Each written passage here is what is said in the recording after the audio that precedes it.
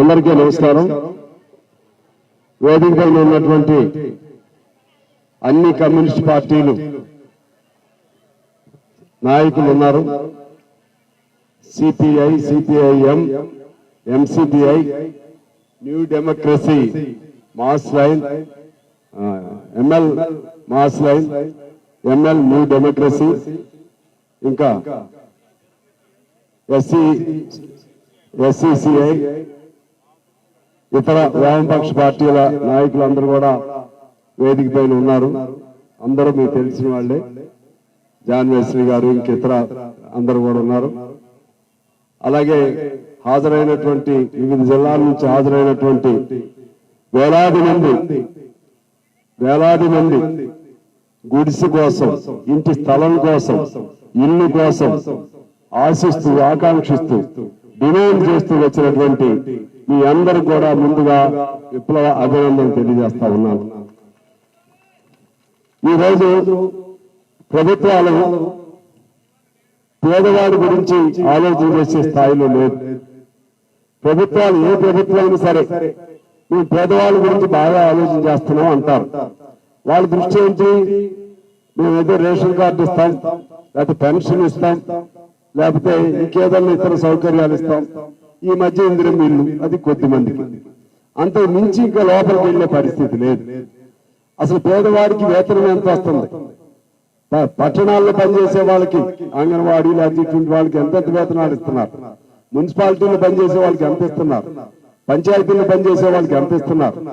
అదే విధంగా ఏ పని చేయకుండా గ్రామాల్లో పని దొరకని వాళ్ళ పరిస్థితి ఏంటి? ఉంటే 100 రోజుల పని, ఆ 100 రోజుల పని కూడా 100 రోజులు అయిపోతే మళ్ళీ వాళ్ళకి పని ఉండదు. వాడికి భూమి ఉందా, పుట్ర ఉందా, వాడికి ఏమన్నా సొంత ఇల్లు ఉందా? ఆ ఆలోచన ఎందుకు చేయట్లేదు ఈ ప్రభుత్వాలని నేను అడుగుతా ఉన్నాను. ప్రభుత్వం అంటే పేదవాడు లేనిదే ప్రభుత్వాలు లేవు. పేదవాడు లేనిదే, వాడి కష్టం లేనిదే ఈ సంపద లేదు. సంపద సృష్టించేదంతా పేదవాడి శ్రమ. పేదవాడి చెమట గొట్టుల్లో నుంచే ప్రతి రూపాయి పుడుతుంది. కానీ డబ్బుల వరకు మన డబ్బులు తీసుకుంటారు వాళ్ళు. ఈ డబ్బులన్నీ పెద్దవాళ్ళకి పంచుతున్నారు. పేదవాడికి సంబంధించి మీరు పంచరు, మమ్మల్ని పంచనివ్వరు, మీరు ఇల్లు ఇవ్వరు. వాళ్ళు ఇల్లు వేసుకుంటే ఇల్లుని నిర్దాక్షిణ్యంగా బుల్డోజర్ మీ చేతుల్లో ఉన్నాయని, పోలీసు యంత్రాంగం మీ చేతుల్లో ఉందని ఆ ఇళ్లను మీరు కూలుస్తారు. నేను ఒకటే చెప్తున్నాను, నేను మీ ప్రభుత్వాలు పడిపోవాలని నేనేం చెప్పను. రేపు ప్రజలు ఎన్నుకున్న ప్రభుత్వం ఉండాలని కోరుకుందాం. కాంగ్రెస్ పార్టీని ఇప్పుడు ఎన్నుకున్నారు, మీరు ఉండాలని మేము కోరుకుంటున్నాం.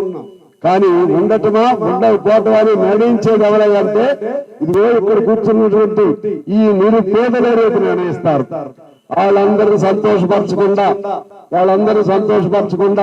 వాళ్ళ బాధలు వినకుండా, వాళ్ళ బాధలు పరిష్కారం చేయకుండా, మీ చేతుల్లో లాఠీ ఉందని, తోటా ఉందని, మీ చేతుల్లో తుపాకీ ఉందని, పోలీసు యంత్రాంగం ఉందని చెప్పి నిర్దాక్షిణ్యంగా నేరు లేని మోగజేవాళ్ళలాగా వీళ్ళని రోడ్డు మీద పడేసి వాళ్ళ గుడిసెలు పీకేస్తే వాళ్ళ ఉసురు మీకు తగులుతుంది, వాళ్ళ శాపాల మీకు తగులుతాయి. అందువల్ల పేదవాడి జోలికి వచ్చినటువంటి ఏ ప్రభుత్వం కూడా బతికి పట్ట కట్టదని చెప్పి నేను తెలియజేస్తా ఉన్నాను. ఈరోజు ఏం పాపం చేశారండి? మొన్న వెలుగు మాటల కూల్చేశారు, మళ్ళీ పక్కనే ఇచ్చారు. ఎందుకు కూల్చారు, ఎందుకు ఇచ్చారు మాకు అర్థం కాలేదు. అదేవిధంగా మన అనుకొండలోని గుండ్ల సింగారు, ఆ తర్వాత గోపాలపురం, ఈ మధ్య అవి ఎందుకు కూల్చారండి? మీకేం అర్థం వచ్చింది? అదే పద్ధతుల్లో మన మహబాద్ లో ఈ మధ్య కూల్చారు. అదేవిధంగా ఇప్పుడు యాదాద్రి జిల్లా కొలను బాగాని మేము కూడా వెళ్ళొచ్చాం. ఆడ పీకుతామంటున్నారు, చేగలలో వేసుకుని నీళ్లు పీకేస్తామంటున్నారు. అదేవిధంగా రంగారెడ్డి మన అబ్దుల్లాపూర్ మెట్లో వేలాది మంది పేదవాళ్ళు వేసుకున్నారు. అది గవర్నమెంట్ భూమి, అది మన భూదాల భూమి. ఆ భూదాల భూమి దొంగలు కొట్టేస్తారు, మీకు హ్యాపీగా ఉంటారు. అదేవిధంగా హస్నాబాద్ లో పీకేశారు. మాకు ఆ ఎమ్మెల్యే చెప్పాడు వేస్తామని, పక్కన వేపిస్తామని. దిక్కు మొక్కు లేదు, రోడ్డు పడి ఉన్నారు వాళ్ళు. మీరేమంటారు? అది భూదాన భూమి, ఇది ప్రభుత్వ భూమి. మరి ఇంకా భూమి ఎక్కడి నుంచి వస్తుంది? ఈ భూమి అంతా ఏదో ఒక కవి రాస్తాడు, ఈ భూమి నాదని అంటే ఆ ప్రకృతి పక్కన నవ్విద్దని. ఈ భూమి నీది కాదు, ఈ భూమి ప్రభుత్వానికి కాదు, ఈ భూమి భూదానం పేరుతో ఉన్నటువంటి కబ్జాకోరుది కాదు, ఈ భూమి ల్యాండ్ మాఫియాలది కాదు. ఈ భూమి ఎవరిది అంటే ఇది ప్రతి పేదవాడిది భూమి. మన అందరం భూమి పుత్రులు. మన భూమి ఇది. మన భూమిని మీకైతే వందల వేల ఎకరాలు ఉండొచ్చా, మీకైతే వేల వేల ఎకరాలు ఉండొచ్చా, మీకైతే ఫంక్షన్ హాల్స్ పేరుతోనో వెంచర్స్ పేరుతోనో వందల ఎకరాలు మీకు ఉండొచ్చా? వాడు దొంగ చేస్తే వాడు దొంగగా ఆక్రమణ చేస్తే వాడి జోలికి వెళ్ళే ధైర్యం లేదా మీకు? నోరు లేని మూగజీవాల్లాగా మనం ఆదివారం సంతప్పుడు చూస్తాం. జీవాలను, మేకలు జీవాలను పాపం అవి వెళ్తా అంతా అప్పటి వరకు బాగా మేపుతారు. మేపి వాటికి పాపం నోరు లేదు కదా, తాడేసుకుని లేకపోతే మందగా తీసుకుని ఆ కషాయ దగ్గరికి వెళ్ళిపోతారు. దాని మెడని అడ్డంగా నరుగుతారు. అప్పుడే తిండి పెట్టిన వాళ్ళు. అట్లా ఈ పేదవాడి మెడల్ని అడ్డంగా నరగడానికి మీకు ఓట్లు ఇచ్చి గెలిపించారా? ఎందుకు గెలిపించారు? ఎందుకు మిమ్మల్ని గెలిపించింది? మీకు ప్రభుత్వం సమర్థతలు కలిగిన ప్రభుత్వం అయితే ఆ పేదవాడి సమస్య ఎక్కడుందో, వాడు ఇల్లు ఏదైనా పీకేయాలంటే వాడితో మాట్లాడండి. ఆ భూమి మీకు పనికొస్తుందా లేదా చూడండి. ఆ భూమి వల్ల మీకు ఏమైనా ఉపయోగంగా లేదా చూడండి. అవేమి లేకుండా గుడ్డెత్తుపోయి చేయబడినట్టు మేము వరంగల్లో మీ గుండెసం గారు భూమి అడిగాం. ఆ ఎమ్మెల్యే గారు మాకు తెలవదండి అన్నాడు. ఇతర ఎమ్మెల్యేలకు ఇష్టం లేదు, మేము అది కూలగొట్ట మాకు ఇష్టం లేదండి అన్నారు. వాళ్ళు రేపు ఎన్నికలు మాకేం ఇష్టం లేదు అన్నారు. మరి ఎవరు కూలగొట్టారా అంటే కలెక్టర్. అంటే కలెక్టర్ మిమ్మల్ని దాటిపోయి కలెక్టర్ చేస్తుందా? మిమ్మల్ని దాటిపోయి కలెక్టర్ చేస్తుందండి. మరి ఆ కలెక్టర్ ఇమీడియట్ తీసేయాలి అక్కడి నుంచి. మీ మాట ఇవ్వకుండా చేస్తే ఇమీడియట్ గా తీసేయాలి అక్కడి నుంచి. తీసేయరు. మళ్ళీ ఏం చెప్పారు? మాకు ప్రభుత్వమే చెప్పారు. ప్రభుత్వం ఎవరు లాక్కోమని చెప్పింది ప్రభుత్వం. ఈ ప్రభుత్వం హైడ్రాలు వచ్చినాయి, ఇంకేది వాటరాలు వస్తాయంట, ఇంకోటి కాటరాలు వస్తాయి ఖమ్మంలో చోట, ఇంకో చోట ఇంకో పేరుతో వస్తాయి. అవన్నీ దేనికి?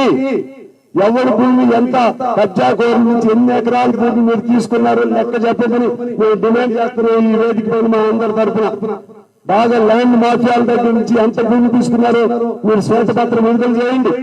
ఆ భూమి అక్కడ ఇప్పుడు ఎక్కడ ఉంది? ఆ భూమి వాళ్ళ జోలికి మీరు వెళ్ళరు.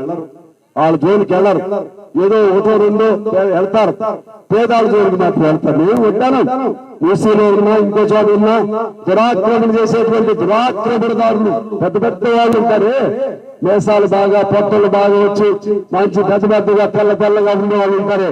మీకు చేతలు అయితే ఒక 10 మందిని పెద్ద చేతలు పట్టండి, మీకు దండలేస్తాం మేము.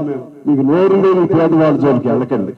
ఈ హైదరాబాద్, ఈ రంగారెడ్డి, మేడ్చల్ పక్కనే ఉన్న చేవెళ్ళ, అదేవిధంగా మహబాద్, వరంగల్, అనుకొండ, ఖమ్మం, కొత్తగూడెం, అటు జనగామ, సిరిసిల్ల, ఇంకా ఎన్నెన్నో జిల్లాల్లో మీరు ఇవ్వకపోయినా పేదవాళ్ళు ఇల్లు వేసుకున్నారు, ఇళ్ల స్థలాలు సాధించుకున్నారు. ఎవరెవరు అంటే ఈ ఎర్ర జెండా వల్లనే సాధించుకోవడం జరిగింది. ఈ ఎర్ర జెండా కూడా లేకపోతే, ఈ ఎర్ర జెండాను మోసే కమ్యూనిస్టులు లేకపోతే పేదవాడి పరిస్థితి ఏంటి? ఎవరు అడుగుతారు పేదవాడి గురించి? చెప్పండి. పేదవాడి గురించి అడిగేవాడు ఎవరు? పేదవాడి గురించి అడగాలన్నా బిడ్డ ఆకలితో ఉన్నటువంటి ఆ బిడ్డను తీసుకుని ఒడిలో పెట్టుకుని సేవ తీర్చాలన్నా అది ఒక కమ్యూనిస్టు తల్లి, కమ్యూనిస్టు జెండా, దీనికి మాత్రమే సాధ్యం అవుతుంది. మీరు ఓట్లు వేశారా, ఓట్లు వేయలేదో మాకు తెలవదు, అవసరం లేదు. ఎందుకంటే వేయరు, మన వాళ్ళు పేదవాళ్ళు కూడా వేయరు ఓట్లు. ఎందుకంటే కమ్యూనిస్ట్ పార్టీ గెలవదు కదండి అంటారు మీరు. మరి ఇటువంటిప్పుడు ఎవరు నిలబడాలి మీకోసం? పేదవాడుగా మీరు అన్ని ఆలోచన చేసి అర్థం చేసుకోకపోతే భవిష్యత్తులో ఏమీ మనకు ఉండదు. మీకోసం నిలబడటానికి వాళ్ళు మేము అందరూ నిర్ణయం చేసుకున్నాం. విద్యుత్తరా అప్పుడు విద్యుత్తు కమ్యూనిస్టులు దెబ్బకు చంద్రబాబు నాయుడు గారి గవర్నమెంట్ దిగిపోక తప్పలేదు. ఆ రోజు విద్యుత్ పోరాటం, ఆ రోజు మన సుధాకర్ రెడ్డి గారు, బివి రాఘవన్ గారు, మన నారాయణ గారు, ఆ తర్వాత భూ పోరాటం చేశారు నారాయణ గారు, వీళ్ళందరూ బివి రాఘవన్ గారు, వాళ్ళంతా. అంటే ఏ పోరాటం చేసినా ఈ ప్రభుత్వ పునాదులను కదిలించే శక్తి ఎవరిపై ఉంటుందంటే అది కమ్యూనిస్టులకు మాత్రమే ఉంటుంది, కమ్యూనిస్టు జెండాలకు మాత్రమే ఉంటుంది. మేము ఏమంటున్నాం? మీ కుర్చీ మేము అడగట్లేదు, మీ కుర్చీ మాకు వద్దు, మీ అధికారం మాకు వద్దు.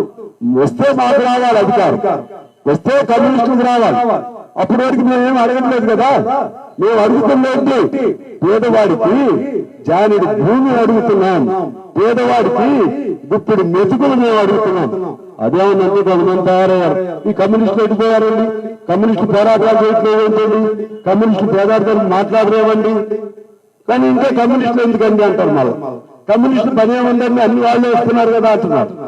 ఏమన్నా కమ్యూనిస్టు పని లేదా ఇప్పుడు మీకు? కమ్యూనిస్ట్ పార్టీ పెట్టా, కమ్యూనిస్ట్ జెండా పెట్టా, అన్ని వాళ్ళే ఇస్తున్నారా? మనకు అన్ని ప్రభుత్వాలు ఇస్తున్నాయా? ప్రభుత్వాలు ఇస్తే 8,000 మంది ఎందుకు వస్తారు? ఇక్కడికి ప్రభుత్వాలు ఇస్తే ఎన్నెల్లో గుర్సులు వేసుకుని ఎందుకుంటారు అక్కడ? అందుకే మేము అడిగేది, మా కుర్చీలు మీ కుర్చీలు మేము అడగట్లేదు.